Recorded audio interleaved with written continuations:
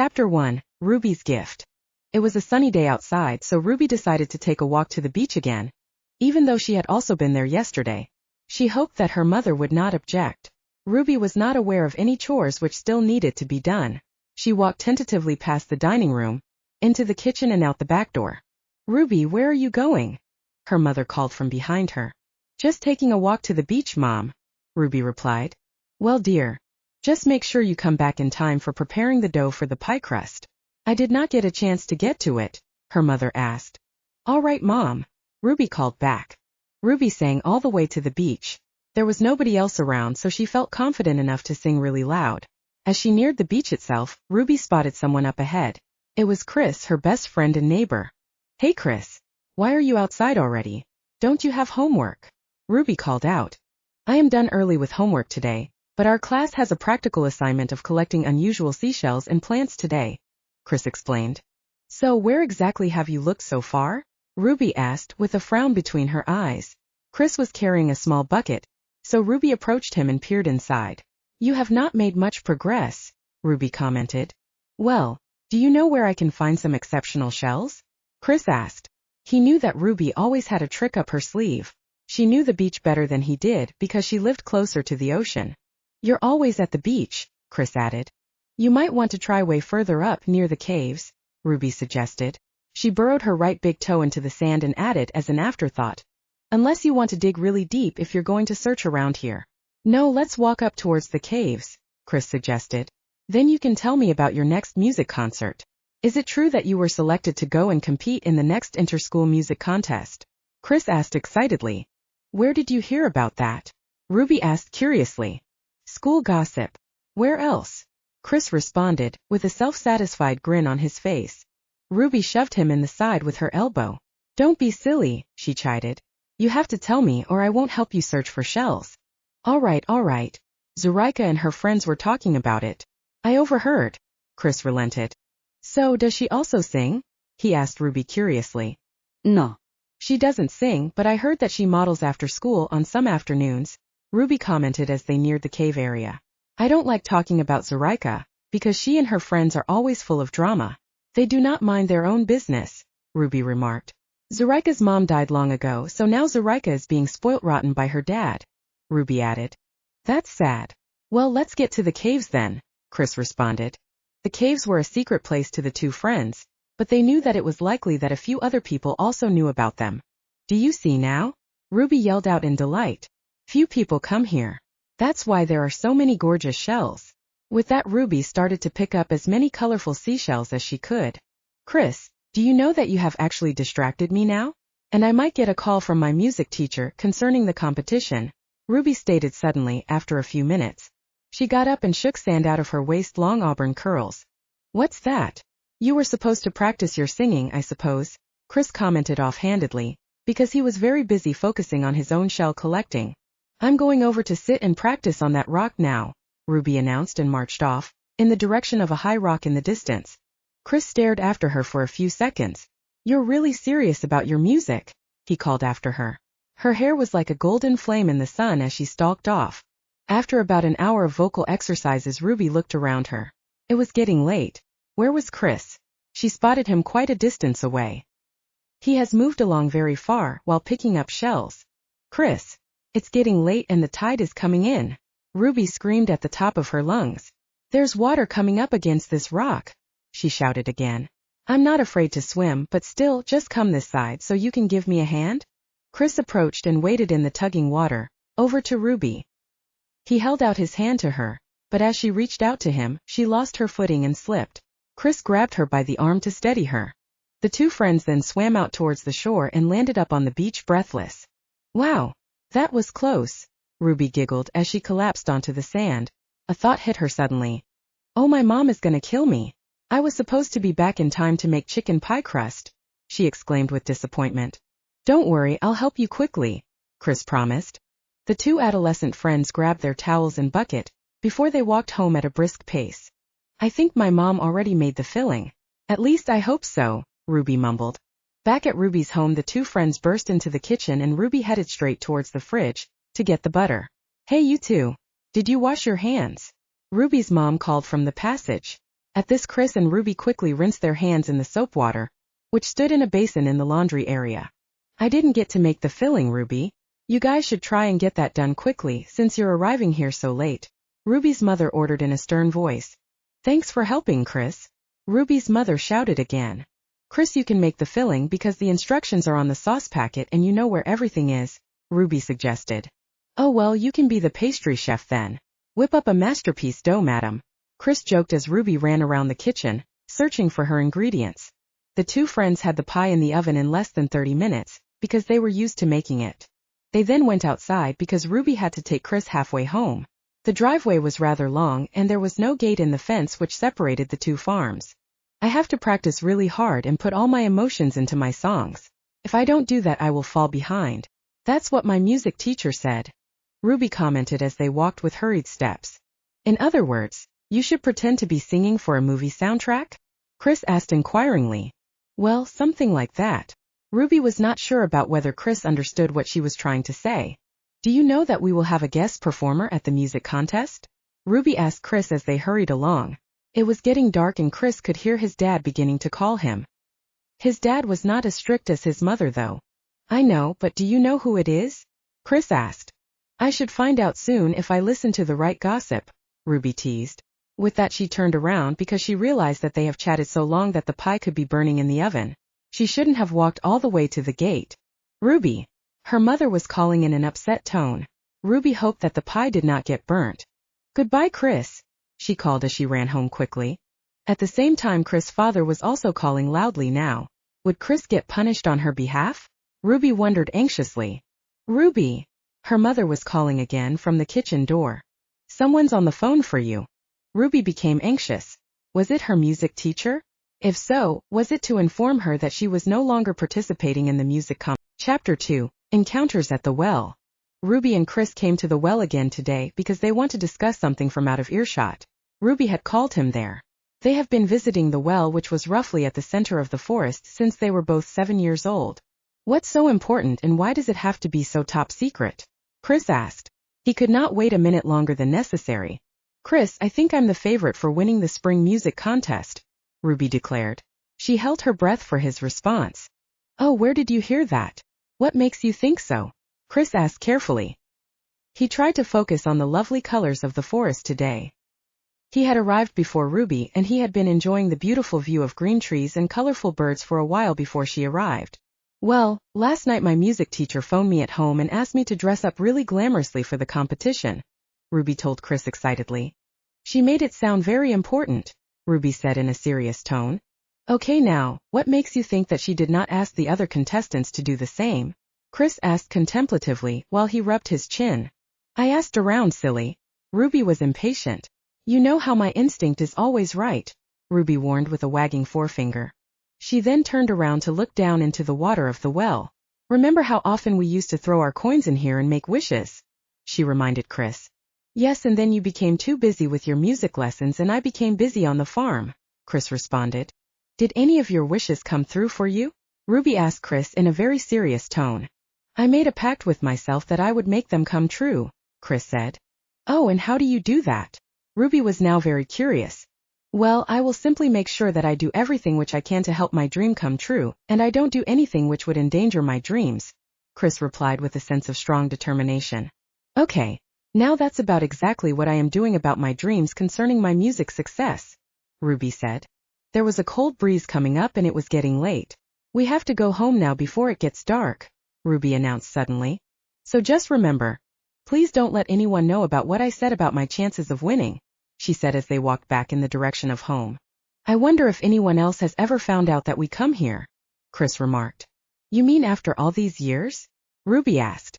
Yes, I mean we have never encountered anyone here, but we can't really think that nobody else has discovered the well. The forest is not that dense, Chris pointed out. Well, if there are other people going there, then it means that the well is not just a figment of our joint imagination, Ruby remarked. These words made Chris think really deeply later in the evening, while he was sitting in front of the fireplace reading. What if what Ruby mentioned was actually something that did exist between the two of them? He wondered. What if they did have some kind of telepathy? That could then also mean that they were soul mates? Chris thought about this very seriously right then. Ruby started dating Leroy on the day after she and Chris were at the well, discussing her chances of success with the music contest. She had done some school projects with Leroy in the past. Recently they had been out to the burger den with other school friends, and they enjoyed each other's company. Yesterday he had met her in the music room alone and declared, "I really find you special, Ruby Sinclair. You're so different from other girls." "How do you mean?" she had asked. "Well, you are talented, self-confident, and you can make your own decisions. You don't follow the crowd," Leroy had said, just before the piano teacher had arrived. Ruby had been watching Leroy for a few weeks. He did tickle her movie star fantasies. This afternoon Leroy was waiting for her in the school hallway. "Ruby Sinclair, how would you like to accompany me to the movies on Saturday?" "After lunch in town, of course," Leroy asked very casually but confidently. Ruby was impressed with his sense of self-confidence, as well as the fact that he had the good taste to ask her out on a date in town instead of the school cafeteria. She also liked his curly brown hair and the cleft in his chin. "I will check on my schedule and let you know by tomorrow," Ruby answered with an equal measure of self-confidence. "Meet me in the school library tomorrow at 3 o'clock, she asked, with her head held charmingly to the side and a challenging grin on her face. "Sure, we'll do just that," Leroy responded, and then he made a half bow, before dismissing himself. Ruby felt really good about the way that she had handled the situation. It was going to be her first date ever. It was so exciting. She walked at a much faster pace than usual. Ruby and Leroy dated for 2 years after that first date. She was 17 years old now and in grade 11. She wondered whether Leroy would be her prom date, because he was rather distant lately. Ruby decided to visit the well by herself, so that she could have some time to herself and think clearly. She decided to do voice training as she walked alone. Her wishes along the lines of her music were coming true. She had won numerous competitions and she was still going to conquer the world. As Ruby approached the well, she heard some voices. Could there be someone at the well today? Did Chris perhaps decide to go there with someone else? To their secret place? Ruby slowed down her pace and approached carefully. As she approached the well, she heard a male voice and a female voice. The male voice strangely sounded like Leroy's. Ruby was totally shocked to see Leroy at the edge of the well. He was kissing Marianne de Fleur, her classmate. "What on earth is going on here?" Ruby screamed. Chapter 3, Youthful Ambitions. Ruby rushed at the kissing pair and grabbed Marianne by the hair. "Stop it. It's not how it looks," Leroy yelled at Ruby. She turned away from Marianne and gave Leroy a resounding slap in the face, before walking away from the well. "What's wrong with her?" Marianne began, but Leroy was now running after Ruby, trying to explain himself. "You have to listen to me," Leroy begged. "I thought I was going to meet you, but then she was there and she came on to me," he explained with a pained expression on his face. "Well, I did not see you protesting that kiss," Ruby yelled back at him. Leroy gave up on trying to defend his actions on that day. When he tried phoning Ruby on the following morning before school, though, he discovered that she had blocked him. Claude was living on his uncle's farm ever since his mother had passed away in France 2 years ago. Claude made friends at the new school quickly. His family owned a fashion business with shops worldwide, and so Claude liked to talk to girls about fashion. He was looking to start a relationship with a girl who was talented and reasonably intelligent. He himself was good at hockey. Everyone was talking about how great a singer Ruby Sinclair was, but she had a boyfriend. On the afternoon that Claude overheard 2 boys in the bathroom talk about going after Ruby, because she had just broken up with her boyfriend, Claude decided to take his chance immediately. She was so attractive and sexy. He approached Ruby as she was walking towards the school library. "Hey Ruby," he called out excitedly. "Hi Claude," she returned, but he could see that she was in a hurry. "Mind if I joined you to study together? I promise not to talk too much," Claude asked politely. Ruby looked at him and nodded. She did not have much time to spend in the library. She did not want company these days, so Claude would find that his time with her this afternoon would be very short. "I'm going to make a few photocopies," she announced over her shoulder. "No problem," Claude responded. "Let me help you find the book you are looking for." Ruby was caught off guard at this point. "Oh, I can find it quickly, don't worry," she said. "What book are you looking for?" Claude asked, unperturbed by her stalling tactics. "A biology book," Ruby muttered. She had not reckoned on his sense of perseverance. Claude found a few biology books from a shelf very quickly. It was as if he had prepared for this, but that was unlikely. They moved over to the photocopy machine and Claude helped her make the required number of photocopies very quickly. "Wow, you are really good at this," Ruby remarked reluctantly. "Your wish is my command." Claude responded with a sweeping bow. Can I walk you to the bus stop? He offered further. Ruby decided to relent because the bus was coming shortly anyway. You're welcome, she responded with a tight smile. So do you plan on studying music further after school, and carry your talent further? Claude asked with his head to the side. The wind was blowing his jaw-length blonde waves rather charmingly as they walked. Ruby noticed that he had an angelic appearance, with his clear gray eyes. I plan to sing for my entire life if possible. So, yes, I will go and study further at university, she declared with determination. You will go far, Claude said, just as the bus came around the corner. Thanks, Claude, Ruby replied. I will be seeing you at school tomorrow then, Claude said as Ruby quickly joined the other children waiting at the bus stop. Okay, goodbye then, Claude, she called out over the noise of the bus engine. Claude waved at her. That had not gone bad at all, he thought to himself. On the following day, Claude made time to sneak off and go to listen to the choir practicing in the hall. Ruby noticed him immediately. Do you want to join us, dear? The music teacher asked afterwards before he could get to Ruby.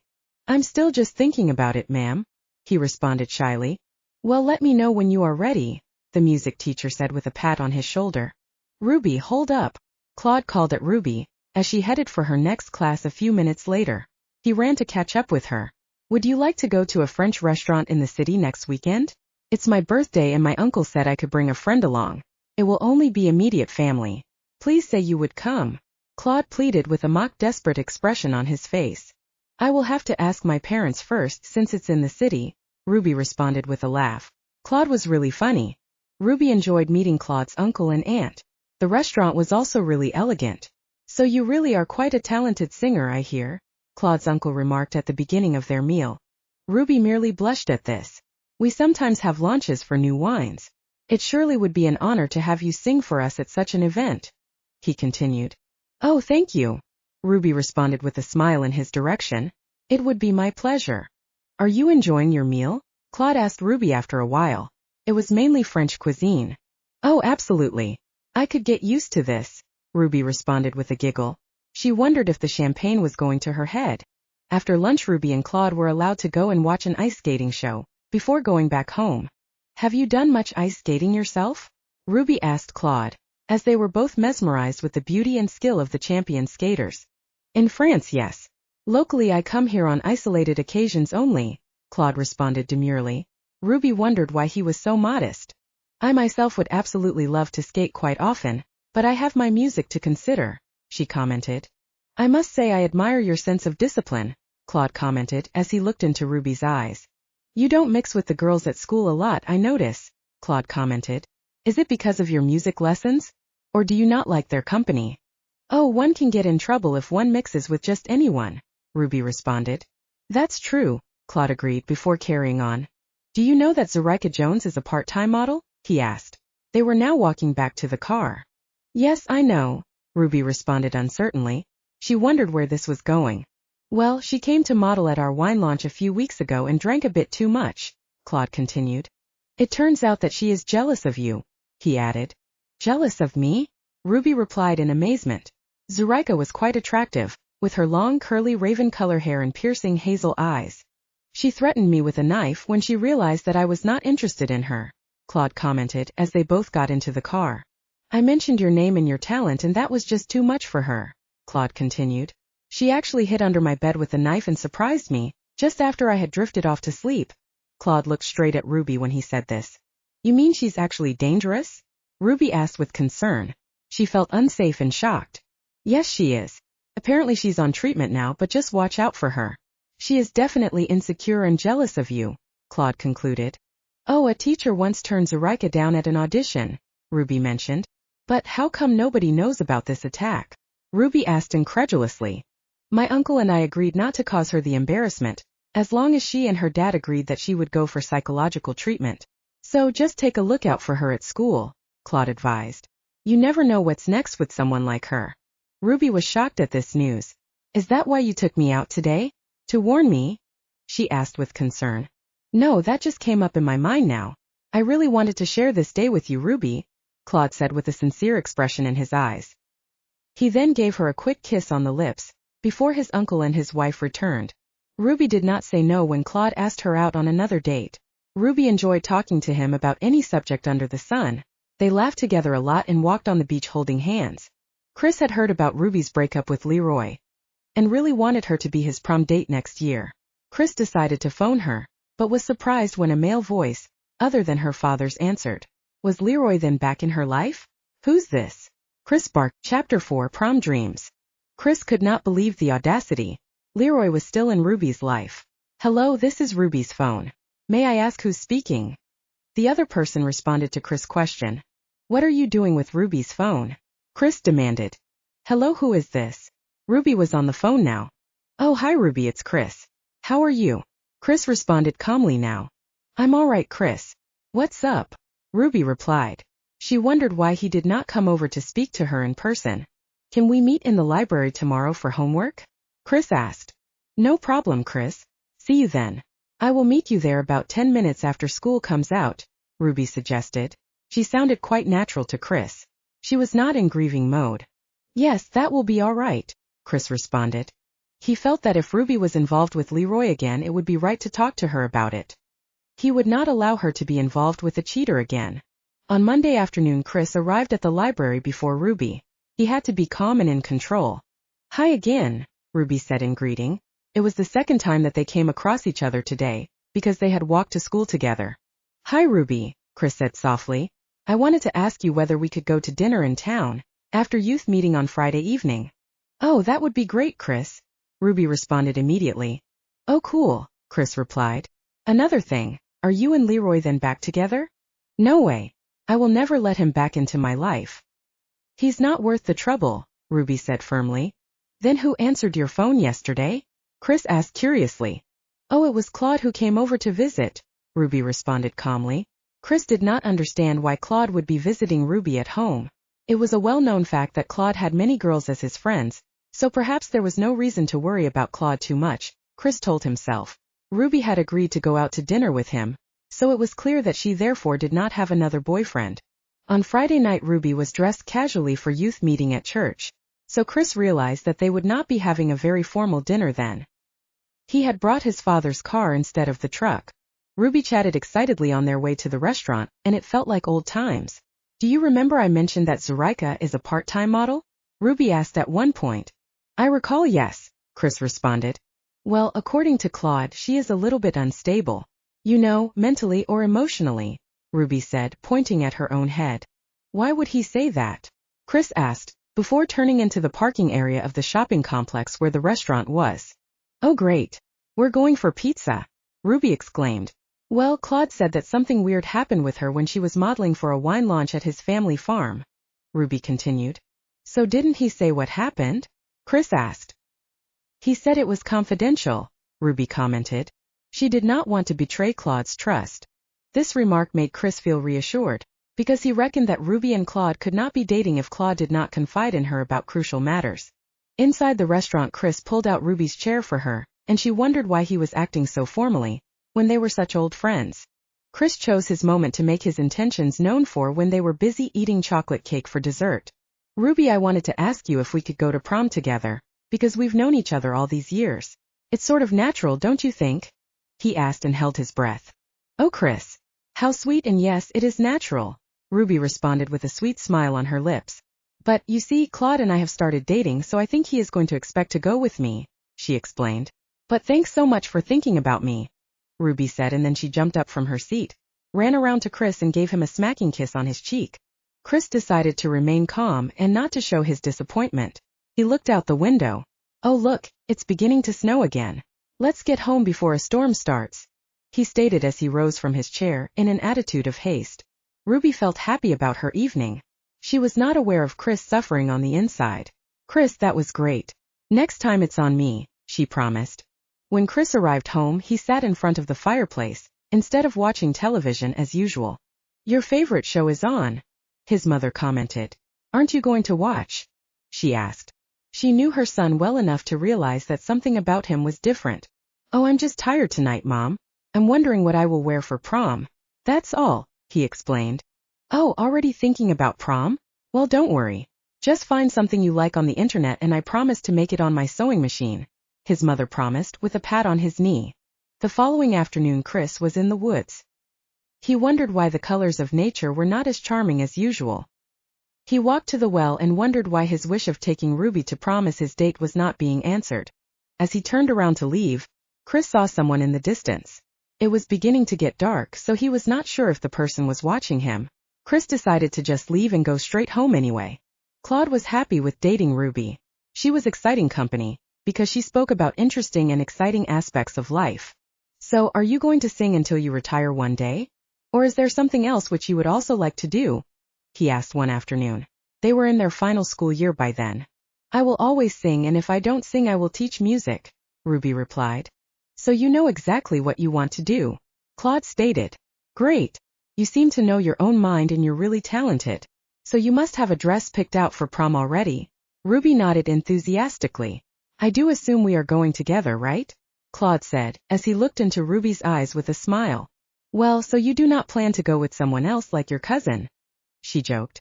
No, I refuse to go with my cousin, Claude said with mock revulsion. Then yes, I will go with you, Ruby responded with a gentle kiss on Claude's cheek. They were talking in the school cafeteria. Neither one of them noticed that Chris was behind them within earshot. Chapter 5 Celebration Plans. Chris did not realize that Zureika had watched him. While he was listening to Ruby and Claude's conversation, Zureika could not wait to speak to Chris alone. Hello Chris, and how are you doing today? Chris did not recognize the voice behind him, so he turned around. Oh, hello Zureika. I am well, and how are you? He responded. Well, I'm doing better now that I see you, Zureika commented with a delighted smile on her lips. Chris did not understand why she was talking to him. She usually never paid attention to him. And why would you be so happy to be in my company? Chris asked sarcastically. Zureika stepped closer and tugged at Chris' shirt sleeve. Come along with me. I think we have something very important in common, Zureika whispered to Chris. He did not have enough emotional strength to fight with her, because he felt depleted at that moment. What he had overheard in the cafeteria was a blow to his self-esteem and inner feelings. His knees felt weak. Zureika led Chris into the back of the hall, behind the curtains.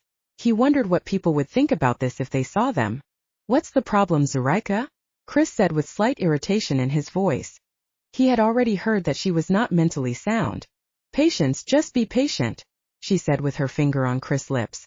I think I want what you want, she said with a scheming look in her eyes. I think you are making a mistake, Zureika. What have you heard? There must be a misunderstanding somewhere, Chris stated firmly. No, Chris. You see, you want Ruby and I want Claude. I can help Ruby to notice you and you can help Claude to notice me, she stated boldly. I don't know what you're referring to, Zureika. Ruby and Claude are individuals who can make up their own minds about what they want in life, Chris said and turned around to leave. Not so fast, my friend. Either that, or we do something to make sure that they don't go to the prom together. Don't be a wimp. Fight for what you want, Zureika said firmly, with a determined look on her face. Chris now realized that Claude had spoken the truth about her. Zureika, that will not make either one of us happy, he pleaded, hoping to make her change her mind. Chris, I know how much you care about Ruby. If you don't cooperate, you will be sorry. Unfortunate events might befall your beloved Ruby, Zureika stated with a sneering grin on her face. She was really malicious, Chris realized. He would have to warn Ruby. Perhaps he should tell Claude as well, Chris thought. Okay, I understand what you mean. No need for threats, somebody might be listening, Chris said with a finger across his lips. We have to talk somewhere else. So how about meeting me in the park, before I go home tomorrow afternoon? That's a plan. We can do that. But no funny tricks, Zureika warned with a wagging finger. I promise, Chris said as he turned around cautiously, and then quickly walked in the direction of his classroom. Chris was not so sure about what to expect from prom anymore. It seemed like a disaster in the making. He decided to take a walk through the woods alone again, but not so late in the afternoon. So Chris walked to the well and stood there thinking about all the years that he and Ruby had spent there. How was it possible that she was not also drawn to him? He asked himself. Could he possibly find a way to get her onto the same page? Chris then walked back through the woods slowly and lost in thought. Hey, look who's here, he heard Ruby's voice. She and Claude were sitting under a tree. How's it, dude? Claude said in greeting. Doing fine, and you? Chris replied. Oh, we're doing fine. Actually talking about outfits for prom. My dad's gonna send me something from France, Claude said. Why don't you give me your measurements and he can get you a suit as well? No charge. Oh no, you don't have to worry. My mom said she would make me something. She's quite good with her sewing machine, Chris responded. No, Chris. Don't let your mom go to that much trouble. Isn't it better to have something made in France? Ruby advised. Yes, you're practically Ruby's brother. I want this for you, Claude said with an exaggerated pat on Chris' shoulder. I will be so sad if you objected, my man. Okay, I promise to think about it very seriously, Chris responded. He could not pay attention to his injured pride right at that moment. He decided that now was a good time to talk about Zoraika's threats. Postponing would do no good. There's something very important which you need to know about, Chris told them with a serious expression on his face. Oh, what's that? Ruby asked curiously. Zoraika came to me today and she asked me to help her in ambushing your plans for the prom, Chris said very quickly. He had to get home soon, or his father would be upset about his neglected chores. What? She actually wants to ruin the prom for me and Claude only? Ruby asked with her eyes stretched wide. I told you she's a psycho. And just how is she going to do this? Claude asked. We're actually supposed to arrange this together tomorrow afternoon after school, Chris informed them. Will you please tell us what she plans so that I can tell my uncle? Maybe he can tell her father about this, Claude commented. Oh, her father's always on her side. I doubt if he will believe us, Ruby remarked. We have to try though, Claude said. Her father was strict enough after he had to fetch her from my home because of threatening to harm me with a knife. He promised to get her into therapy. But why does she choose you as her accomplice? Ruby asked. Well, it's because she knew that if she threatened to hurt you, I would be the one who was most likely to try and prevent that. I'm the only one that she can intimidate into helping her, Chris stated firmly. All right then. Thanks for telling us, Chris. We will be watching our backs, Claude promised. I have to go home to my chores now, Chris announced. Oh, let's walk together. Maybe we can come up with plans to counter-effect whatever she's planning, Ruby suggested. So the three of them walked back with hurried steps. When Chris arrived at home, his mother was looking out for him. Chris, you left your phone at home. Where were you? A girl called Zoraika wanted to talk to you, Chris' mother announced. Oh, what does she want? I don't usually talk to her, Chris responded. That evening Chris was actually considering taking Claude up on his offer. A suit made in France would be great. But who was Chris going to take? As he drifted off to sleep, Chris felt a whole lot better than he had earlier in the day. He was woken up by a sound at his bedroom window. He rose slowly and checked outside. Was some bird lost or something? Chris looked through the window just as a small stone hit the glass. It wasn't a bird. At the bottom below, on the ground stood a girl with wild black hair which was blowing in. Chapter 6, Prom Night. What on earth is Zoraika doing here? He asked himself. Chris was shocked and could not move for a few seconds. Come down here, she called urgently. Shush, Chris gestured with his forefinger across his lips. He had to get downstairs and let Zoraika go home immediately, before anyone else heard her. He rushed out of his bedroom, down the stairs and out the back door. What are you doing here, Zoraika? Chris asked as soon as he reached her. Couldn't you wait until tomorrow like we planned? I was, but then I just had to make sure that nobody saw us talking together. So it's better to talk here. That's why I called you earlier, but you didn't answer your phone, Zoraika explained. But you can't just show up like this. How come the dogs aren't barking? Chris asked. Don't worry about the dogs, Zoraika said, as she pulled him aside to stand under a tree, away from the main lights. We can talk now, Zoraika urged. All right, Zoraika, tell me, but you have better be quick about it before someone notices that I'm outside, Chris warned. Oh, your parents are so stiff. You should have heard how your mom answered the phone this afternoon, Zoraika said mockingly. Just get on with it, Chris hissed. We are going to have a cocktail party in the school foyer on the night of the prom. All right? Yes, I know about that, Chris responded. So you are going to get close to Claude and put something into his drink, and I will do the same with Ruby, Zoraika said very confidently, while she fingered the collar of Chris' pajamas. Oh heavens no, Chris shouted out. What on earth is going on out there? Chris' father shouted from the kitchen door. When the two teenagers heard this, they jumped apart and Zoraika turned around to leave. I just gave your dogs a mild sedative. They're just sleeping it off, she whispered into Chris' ear. Then she ran away before Chris' father could notice her. I thought I heard something outside, Dad. It was nothing, but now I wonder where the dogs are, he continued. He was now worried. The dogs would never allow an intruder to enter the farmyard without barking viciously at them. Find the dogs and go back upstairs, Chris' father commanded before he went back inside. Chris ran around in panic. Where were the dogs? To his horror, He found all the dogs soundly asleep. They had been drugged indeed. He checked them all and found that they were beginning to awake from their slumber. Chris heaved a sigh of relief. Chris was furious with Zoraika. How dare she drug his dogs? He phoned her first thing in the morning. Zoraika, you drugged our dogs. What's wrong with you? He demanded. I was only trying to give you a practical example of what could happen if you followed my advice. If a couple is fast asleep, they can't steal the night on the dance floor, can they?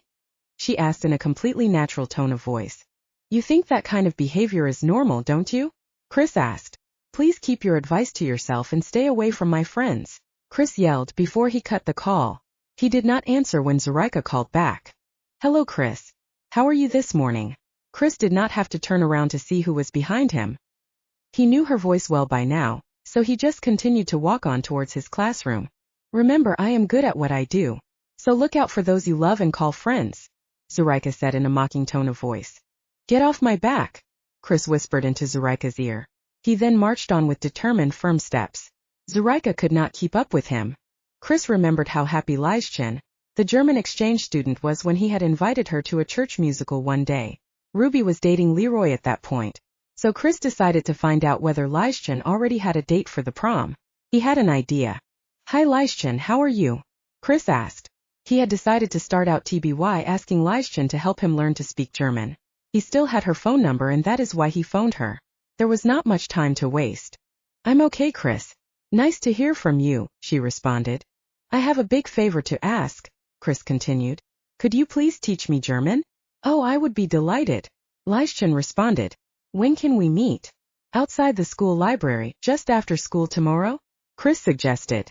Perfect. See you then, Leischen replied. Wow, that was easy, Chris thought to himself. After their 10th German lesson, Chris and Leischen were on easy enough terms as friends. So he was bold enough to ask her to be his prom dance partner. Leischen, you are quite popular, I think, so you must have a partner for the prom already? Chris asked carefully. Oh no.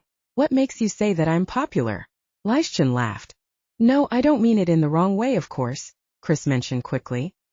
He did not want to offend her. No, Chris. I don't have a partner for the prom yet. I think guys are afraid of me, Leischen explained. Oh then, will you please be my prom date? Chris asked in a playful begging tone. Wow, are you serious? Leischen asked with a demure smile. Of course I'm serious and I don't want to miss my chance, Chris explained as he looked her carefully in the eyes. Then it would be an honor to accompany my student to the prom, Leischen declared with a big smile. Chris then picked her up and swung her around a few times. Wow, you don't have to get me drunk, Leischen joked. I've already agreed. Oh, so you're a smarty pants now? Chris joked in return. Chris now had 2 reasons to celebrate. Claude's father was sending him a suit from France and he was taking a beautiful German lady to prom, as his partner. Deep inside, Chris knew that he was settling for second best in both cases. His prom date and his suit. But better to lose this battle than to lose the war, later on he told himself. The thought of Zoraika was at the back of his mind. He, Claude and Ruby were ready for her though. They would watch their drinks carefully. Chris decided to phone Ruby. Hey Chris. Nice to hear from you, Ruby replied. Did Zoraika bother you again? She asked with concern. No dear, she dare not. Her father swore that he would keep her away from the prom, because she had openly told him about her cruel plans. He promised me that she would remain indoors, and that he would not allow her to get anywhere near the prom. He believed me when I went to him and told him about what she had asked me to do, Chris explained. Yes, I suppose we should trust his competence, Ruby replied thoughtfully. But I'm actually calling to inform you that Leischen Strauss is going to be my prom date, Chris mentioned. He had to get used to the idea by saying it out loud. Oh, so you are taking your German teacher to prom? Nice one, Chris. Ruby responded. Well, anyway, I'm glad for you. Thanks, Ruby. Have you found a dress yet? Oh yes. My mom does not sleep on these issues. She is going to do up one of my dresses from a music show which I had last year. It's going to be super, Ruby explained. Wow, so you are going to look smashing, Chris responded. Claude was a little disappointed that I did not want one of his dad's boutique dresses, but he knows that my mom will have her way, Ruby added. Anyway, that dress is stunning, and it's going to be even more transformed. You will see, Chris. On prom night, Ruby, Claude and Chris stayed very far away from any drinks offered at the cocktail party, prior to the main event at the town hall. They were dressed up like movie stars. the boys in their tuxedos, Ruby in a lilac ball gown and Lyshchan in an emerald green ball gown. Do you think she would have a way to escape? Ruby asked Claude. If she does, it will only cause her more trouble with her dad, Claude responded. Chris and Lyshchan were joking around and trying to act as natural as possible. You just make sure we stay away from Zoraika's friends as well, Chris said. We never know whether she gave them some sleeping pills for our drinks. At the town hall, the entrance was decorated with flowers and candelabra. It was charming and glamorous. Oh, this makes me forget all about Zoraika, Ruby announced to her 3 friends. This music makes me feel as if I am in a dream. All right then, ladies. Let's enjoy our evening, Claude declared with a bow to both girls each. When their first dance began, Lyshchan danced for a few minutes then announced, I need to go to the bathroom. I will be back in a flash. Ruby saw her leave and decided to follow her. Wait for me, Lyshchan, she called out. They were in high spirits when they entered the decorated bathroom area. There were beautiful long curtains as well.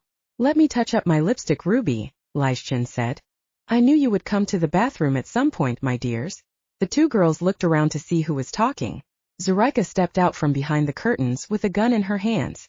Chapter 7 Young Adults.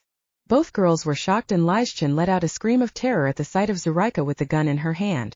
Where did you get that? Ruby asked involuntarily. None of your business. What are you doing here? Didn't Chris carry out his orders? Zoraika growled. What orders? How can Chris be involved in this? You are just mad. Put that down, Ruby shouted. Lyshchan was beginning to whimper. Oh, shut up, you little kitten, Zoraika shouted. At that moment, Marion peeped in at the bathroom and ran away. Now see what you've done with your screeching? Zoraika sneered. With that, she grabbed Lyshchan and placed her arm across Lyshchan's neck, holding her tightly. Okay, Zoraika. This does not have to go so far, Ruby said softly. I know what this is about. You just wanted to be in the choir, didn't you? But Mrs. Jones did not mean to reject you. Voice training is what you needed. That's the only thing that kept you out of the choir. Then why didn't she say so? No, she felt that I had no talent, that's all, Zoraika said. She was pointing the gun at Lyshchan's head. Actually, it's you I should be finishing off, she said and pushed Lyshchan away on top of Ruby. Lyshchan suddenly kicked backward and knocked Zoraika against the wall, where she knocked her hand against it too and the gun fell out of her grip. Ruby grabbed Zoraika's carefully styled hair and held on tightly. What's going on in here? The headmaster asked from the door. He saw the situation and grabbed Zoraika by her right forearm, lifted her up, and then carried her out of the bathroom while she kicked and screamed. Everyone else in the hall was shocked at the turnout of events. They did not expect any drama or scandal at the annual high school prom. The people at the other tables were abuzz with talk about what just happened. Wow, that's actually sad, Lyshchan commented when they were all sitting down at their own table having dinner in the hall, a few minutes later. Her dress was really stunning. Oh, you had time to take notice of her dress? Claude commented. You sure have an eye for fashion. Everyone else at the table laughed at this. I'm so relieved to be out of that bathroom and I'm so happy that school and crazy Zoraika days are over, Ruby remarked. Let's dance and enjoy the rest of the night, Chris commented with his glass raised in a toast. To the future, he shouted and everyone else at their table joined him with their glasses up. Chris, did you promise Zoraika anything? Ruby asked later when she and Chris were dancing together. Oh yes, I had to trick her into believing that I would drug you at least, Chris said. Did she phone you? Yes, she found a way of phoning even though she was grounded, Chris explained. The maid helped Zoraika to access her phone behind her dad's back. Oh, but then she's not stupid because she didn't trust you completely, Ruby said with a teasing smile. Let's forget about Zoraika. The night clearly does not belong to her, Chris stated as he gave Ruby another twirl on the dance floor. The after-party was held at Claude's home. The only people there were Chris, Ruby, Lyshchan, Claude, and 2 youth leaders from the local church. So you kids are going to university now, Jim, the male youth leader commented. I guess you're going to see much less of each other in the following year. So let's think back on the good events of the past year. Ruby won many music contests, Claude commented. Chris had a suit flown in from France, Ruby added. I made new friends, Lyshchan said with a chuckle. Zoraika is finally in a place where she can't harm any human or animal, Chris mentioned with a huge sigh of relief. It's a pity though, Ruby commented. All she needed was voice training, not the madhouse. Yes, and a whole lot of talent, Chris added with a giggle. The group partied until the early morning hours. Ruby and Chris went to enroll in university on the same day. Wow, we're doing everything by ourselves. In the past our parents did all our enrollments, Ruby commented as they entered the admissions hall. Yes, this is a whole new adventure, Chris agreed. My dad did warn me against wasting time though, so he will be watching my progress very carefully. I am going to continue with local music competitions, Ruby commented. Oh, what a coincidence running into the two of you, Leroy said from behind Ruby.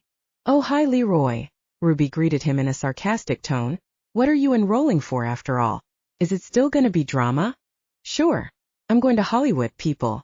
That's a promise, Leroy announced with a big smile on his face. Well, I will be seeing you guys around, Ruby declared and blew a kiss at the two young men as she walked away. Later that day, Claude was visiting Ruby at her home. They were sitting on the patio. We have such heavy schedules, Ruby declared. We had better make a point of visiting each other at least twice a week. That's the limit my dad gave me. Oh, my uncle said we could hang out 3 times a week, Claude said smugly. So it's gonna be a contest between our elders? Ruby replied with her eyebrows raised, pretending to be alarmed. We can go out on the town on Fridays and Saturday nights, Claude suggested, while he twirled Ruby's hair around his forefinger. It depends on how much study work we have though, Ruby said in a serious tone of voice. We should make time for each other. Otherwise we will be emotionally unbalanced as a couple, you know? Claude emphasised. So they carried on for the following 3 years. They studied hard and Ruby did many practical examinations. She also participated in local music shows. Claude began to take frequent trips to France for business training. When can I accompany you on a trip? Ruby asked one afternoon, while they were studying together in the kitchen at Ruby's home. Haven't you saved up enough from all your prize winnings? Claude asked. I have, but you have to invite me, I think. Ruby sounded confused. Well, then will you please accompany me on my trip for my first big fashion event in Paris next year?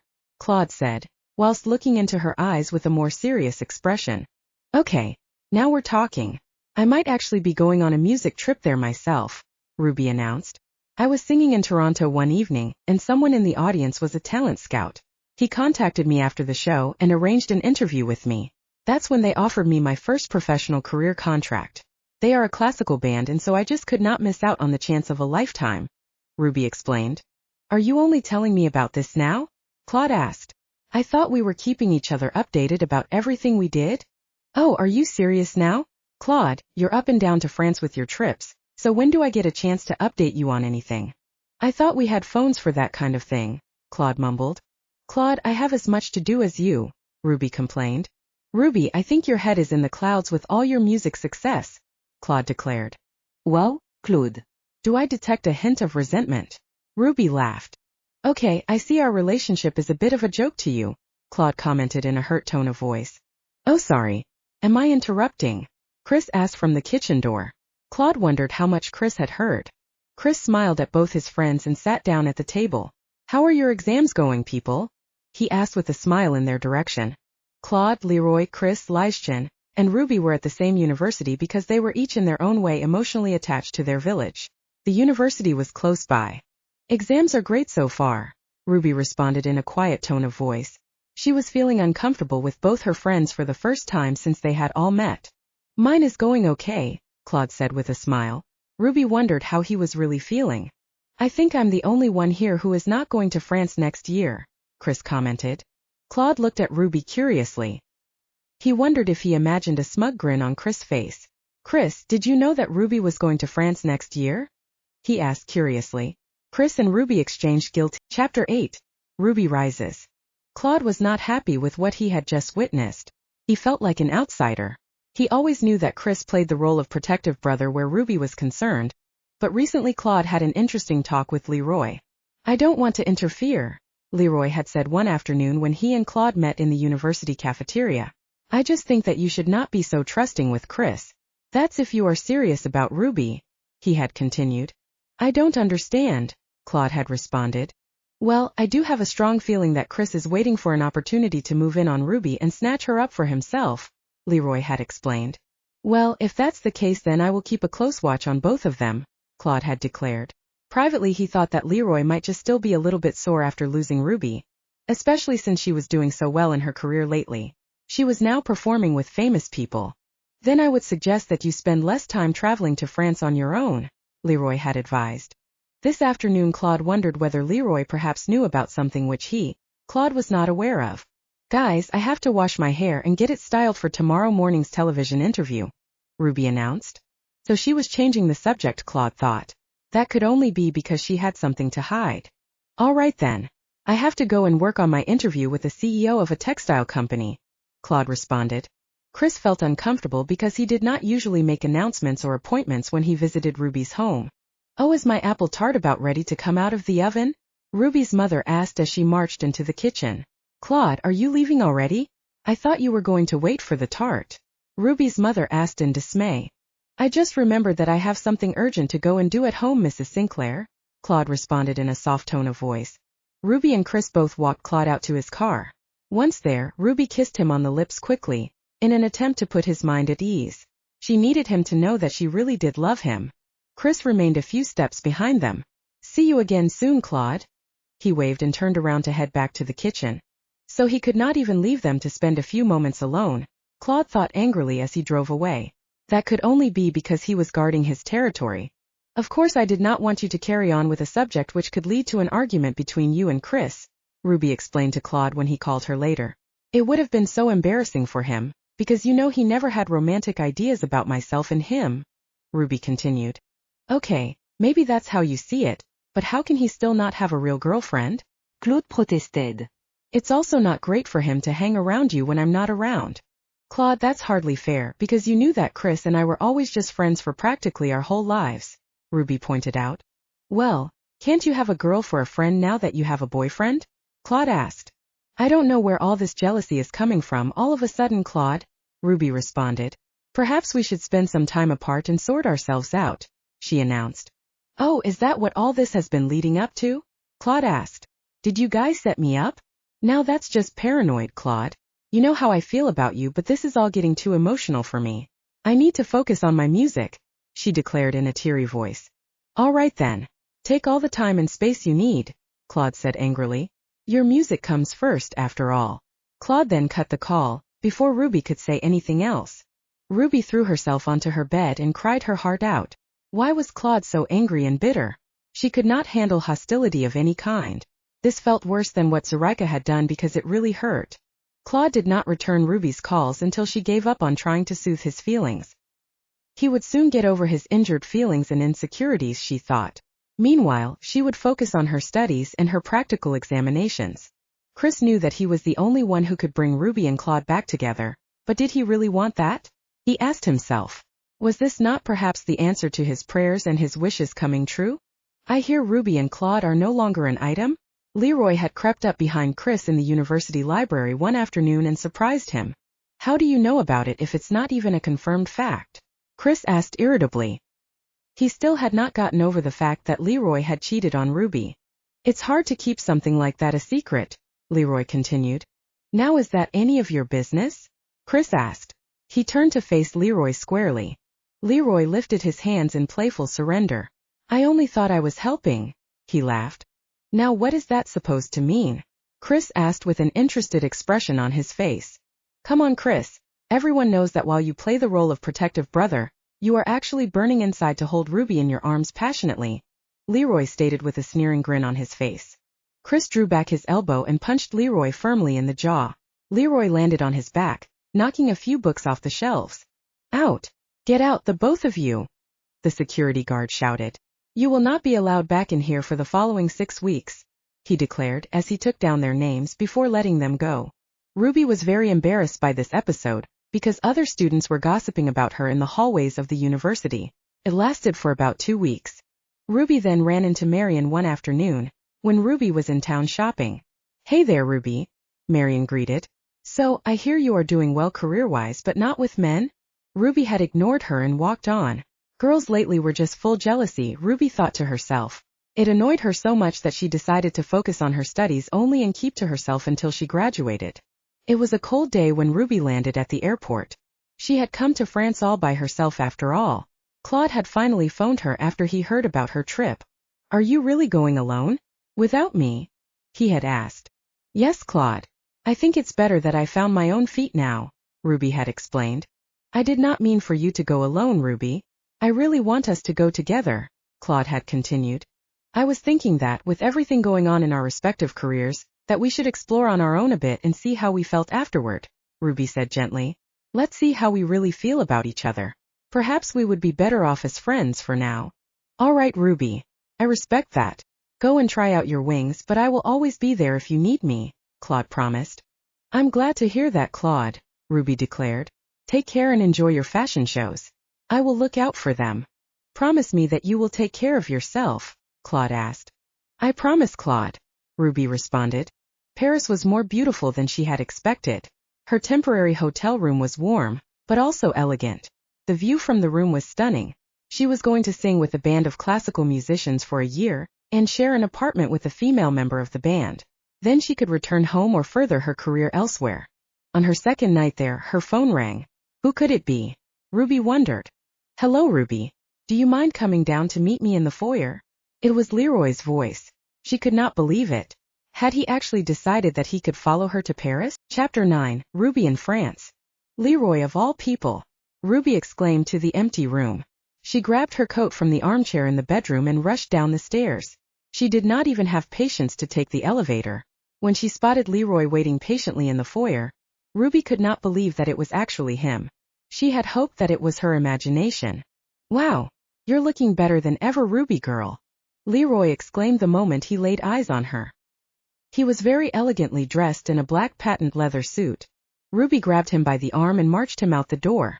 What is your problem? She said between clenched jaws. Did you have the nerve to actually follow me here? Leroy threw his arms up in the air. Wait. I do admire you, but you know I'm not a groupie, dear. He explained slowly and clearly. Everyone in the village back home was talking about your great opportunity of getting to sing in France for a few days. The local newspaper had all the details about your tour with the band called the Angels. Remember, your manager had a detailed talk with our village journalist. Everything up to your hotel was mentioned, Leroy explained. So, I had to catch you before you moved to another hotel or whatever, he added. I am actually here on my own business, Ruby dearest. I am acting in a play. Ruby stood next to him on the pavement, trying to understand what he was saying. Was he actually telling the truth? A play, you say? That was fast, Ruby responded. Look here, Leroy continued and handed her a catalog with the name of a stage production printed on the cover. On the inside were the names of the star performers on top of the page and the name of the other actors towards the bottom of the page. Leroy's name was there as well. Okay, I see. But why did you surprise me?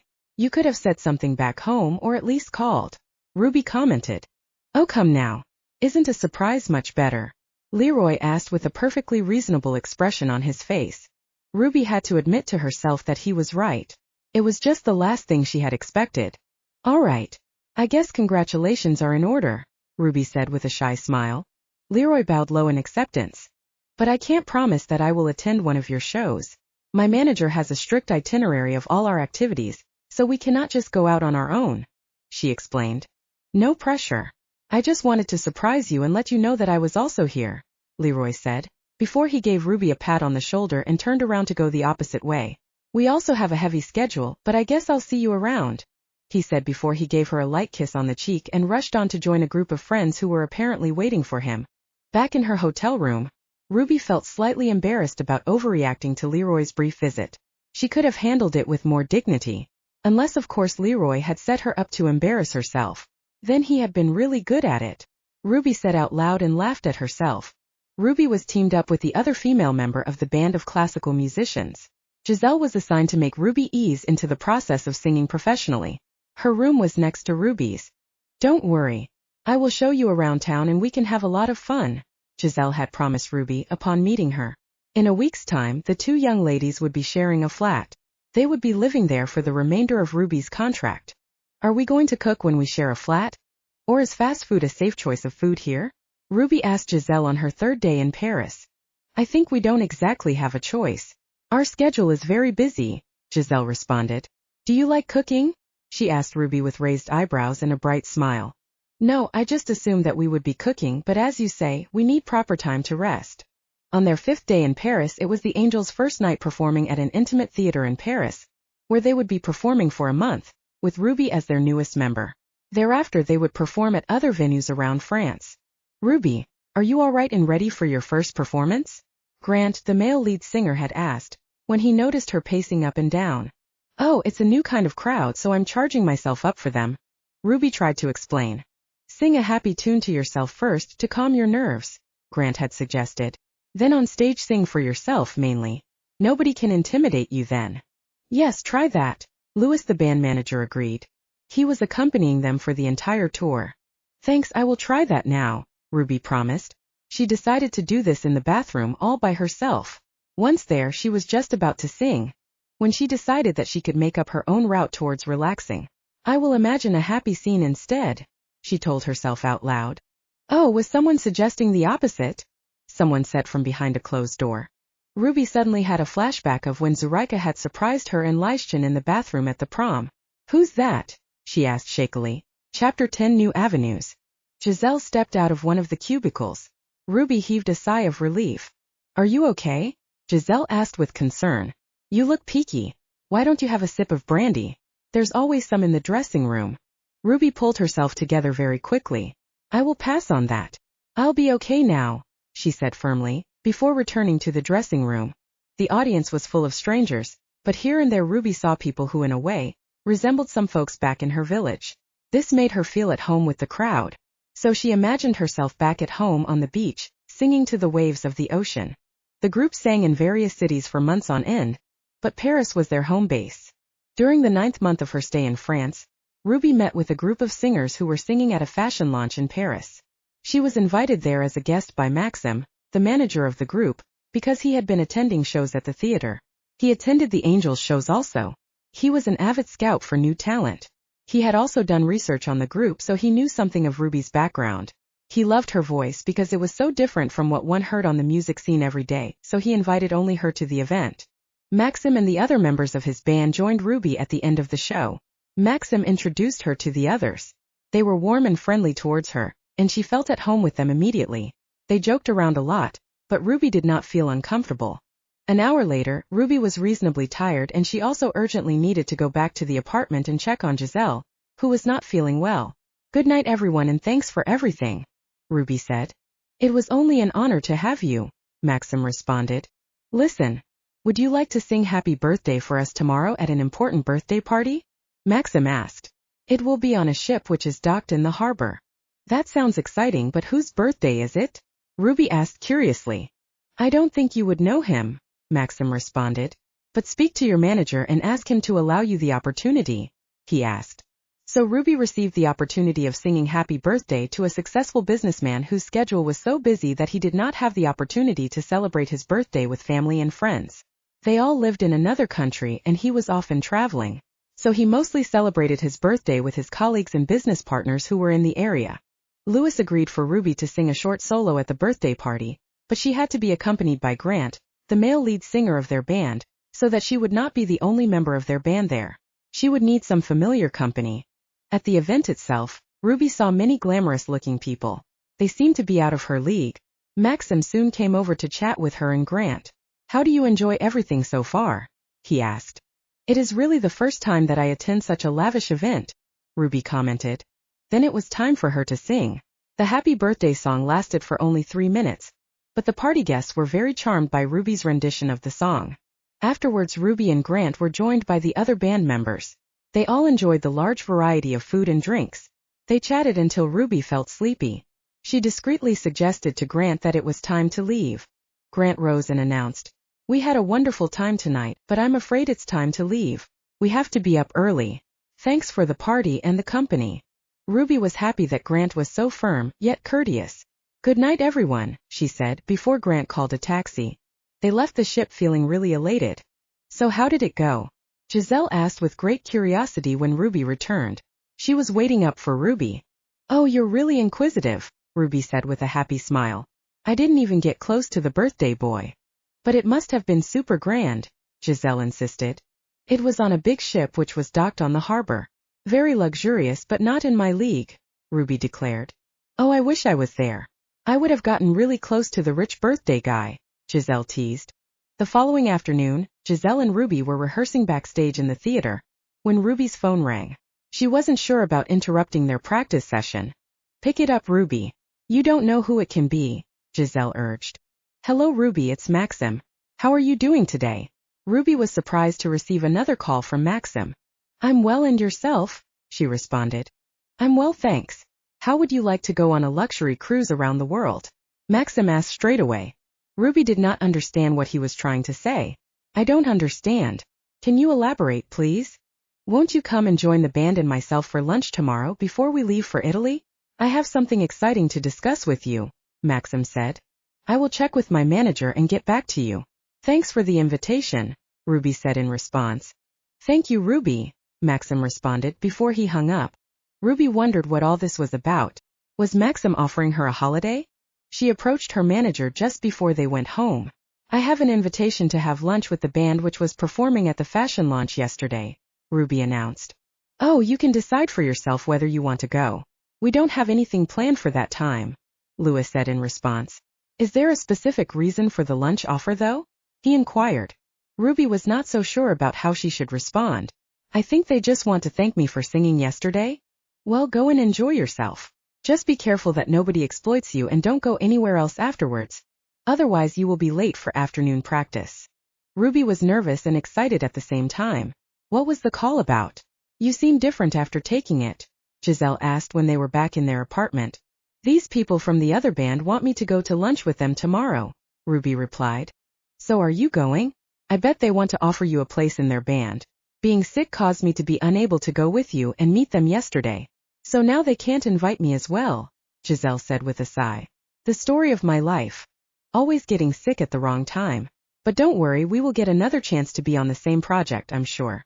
If they take you away, it's going to be so boring having to get used to someone new. I am happy to stay on with them. But a new girl each time, Giselle commented, pretending to yawn. We're all gonna miss you if those people grab you from us. Well, Maxim's exact words were, how would you like to go on a luxury cruise around the world? Ruby responded. Wow, that means that they are considering you as a potential new member of their band. Giselle exclaimed excitedly. She jumped on the couch and bounced up and down, until Ruby was more than overwhelmed with everything. Stop it. Stop. Ruby laughed. We don't know about that. It could be something entirely different. Giselle stopped her jumping immediately and climbed off the couch with an intrigued expression on her face. She walked up to Ruby and gave her a close-up inspection. My goodness. Do you think he's talking about having an affair with you? Chapter 11 Moments of Joy. Ruby stood still and contemplated for a moment, then shook her head. No, of course not. We hardly know each other.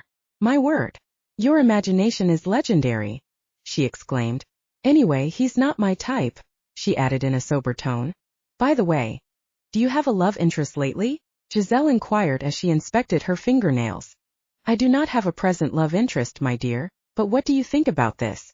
Should I just go with completely no expectations, or should I be well armed with possible excuses for unacceptable offers? Ruby asked. Her mind was in a turmoil. They have been having shows in France for a couple of months now, and it was the first time that something this unusual happened. She needed time alone to think clearly. The following morning Ruby was ready to face anything. She took a walk by herself while Giselle was in the bathroom. The city sounds and sights were so exciting. What would it be like to be on water for months on end? She decided to phone her mother. Oh, how nice to hear from you, Ruby, her mom exclaimed. Mom, I don't have much time, but I just wanted your advice. Well, what is the problem? Her mother asked. Someone might want me to sing on a ship for a couple of months. At least I suspect that. I'm going to have a lunch meeting with them this afternoon. Well, my girl, whatever they offer you, it should sound convincing in your own ears first. Don't let anyone make up your mind for you, darling. Thanks, Mom. I needed to hear that. I will tell you about the outcome later, Ruby promised. Singing on a ship can be very exciting, if you are cautious at all times. Be careful about people who would exploit you and take care of your health. Eat healthy food, her mother advised further. At the restaurant, Ruby told herself to focus on enjoying herself, instead of worrying. She walked in with a happy smile on her face. Maxim quickly walked towards Ruby when he spotted her. Oh, you're looking great in that red dress, he exclaimed. Come have a seat and join us. He then pulled out a chair for her. The rest of the band members were also there. Good afternoon, everyone, Ruby said in greeting. The others raised their glasses to welcome her. The food was nutritious as well as tasty. Ruby ordered prawns and baked potato with a salad on the side. She felt really special. So have you thought about singing with bands other than the Angels? Maxim asked her when they were all almost done with their food. Well, the Angels is the first band which signed me up officially, Ruby said with a firm smile. So I really have not thought that far. It's a 1-year contract and I haven't yet thought about anything after that. They might renew it, I assume. Have you ever considered singing on a cruise ship and visiting the shores of various countries around the world? Maxim asked with a gentle smile on his lips. There were butterflies in Ruby's stomach, and she wished someone else was there with her, for moral support. Even Giselle would have been welcome, although she was often just too optimistic and easily excited.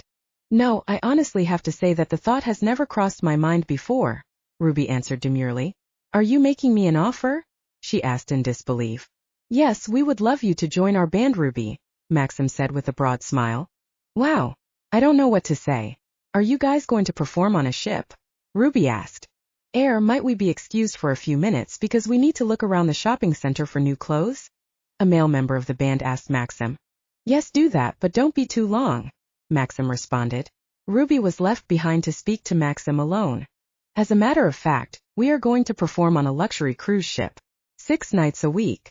Wow, I must say that I didn't expect this. It is truly an honor. I would love to accept, but I still have 3 more months to sing with my current band, according to my contract. Ruby smiled to show her interest in the offer. That is quite in order with us. The trip is only in 5 months anyway, so we will even have time to practice, Maxim said as if it was not an issue at all. This is really an honor, Ruby repeated. Is it all right if I think about it and give you an answer tomorrow? She already knew that she was going to accept because Maxim seemed like a very reasonable person and easy to get along with, and the opportunity could be 1 in a million. That is perfectly all right. Take all the time you need because it is a big decision. You might not like being on the water for an entire year, so we will start with a 3-month probationary period. That is in the event that you do join, Maxim stated at the end of their conversation.